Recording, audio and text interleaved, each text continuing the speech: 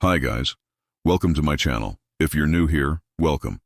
Kindly subscribe and turn on notifications for more updates. Also, don't forget to leave your comments below. Now let's get into the story. Mr. Williams was a wealthy old man who lived in an enormous mansion with his son Mark. They had everything they could ever want or need, but something was missing. The father was lonely, and he wanted someone to take care of him in his old age. He needed someone who would be there for him when his time came. Mark, on the other hand, was sick of living in his father's shadow. He felt suffocated by his father's overprotectiveness and the pressure to live up to his high expectations. All he wanted was to live his life the way he wanted without his father's prying eyes and constant criticism. One day, Mr. Williams announced to Mark that he had found the perfect woman for him to marry. He had set up an appointment for them to meet, but Mark was furious. He did not want to marry anyone his father chose for him. He wanted to choose his own wife. "I'm not a little boy anymore," he yelled at his father. "I can make my own decisions." "You will do as I say," his father replied coldly. "This is not a discussion." On the day of the meeting, Mark refused to show up. He was so angry at his father for trying to control his life like this. He stormed out of the house and decided to go for a walk to calm down. As he was walking, he saw a beautiful black girl sitting on a bench. She was reading a book and seemed totally absorbed in it. Mark was immediately drawn to her, and he sat down on the bench next to her. "Hi," he said awkwardly. "I'm sorry to interrupt you, but I couldn't help but notice you, and I just wanted to say hello." The girl looked up from her book and smiled at him. "Hi," she replied. "I'm Jasmine. What's your name?" "Mark," he said. "Mark Williams." "Nice to meet you, Mark," Jasmine said. "What brings you here?" Mark hesitated for a moment before answering. I had an argument with my father. He wants me to marry a woman he chooses for me, and I'm really upset about it. I mean, I'm 28 years old, and I should be able to make my own decisions about who I marry." Jasmine nodded understandingly. "I know what it's like to feel like you're not in control of your life. I grew up in foster care, and most of my life has been spent trying to escape the situation. It's hard to break free from the feeling that you're not in control, but it can be done. You just have to keep trying."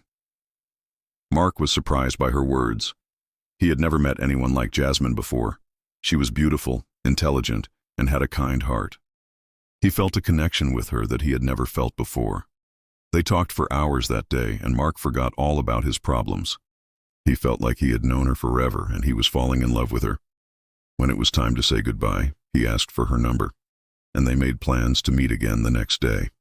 Mark called his father that night to tell him that he wasn't going to marry the woman he had chosen for him. "You are out of my life," his father said angrily. "I worked hard to give you the best life possible, and this is how you repay me. I will disinherit you." "Good," Mark replied. "I don't want your money. I don't need it to be happy." And Mark was true to his word. He didn't need his father's money to be happy because he had found Jasmine. She loved him for who he was, and that was all that mattered to him. Over the next few months, Mark and Jasmine fell deeply in love with each other. They got engaged, and Mark moved into Jasmine's apartment. They were planning their future together, and Mark was happier than he had ever been before. But then his father fell ill, and Mark had to return home to take care of him. When Mark arrived, he found his father weak and frail. He had never seen him so helpless, and it broke his heart. Despite their rocky relationship, Mark was still his father's son, and he couldn't bear to see him suffer.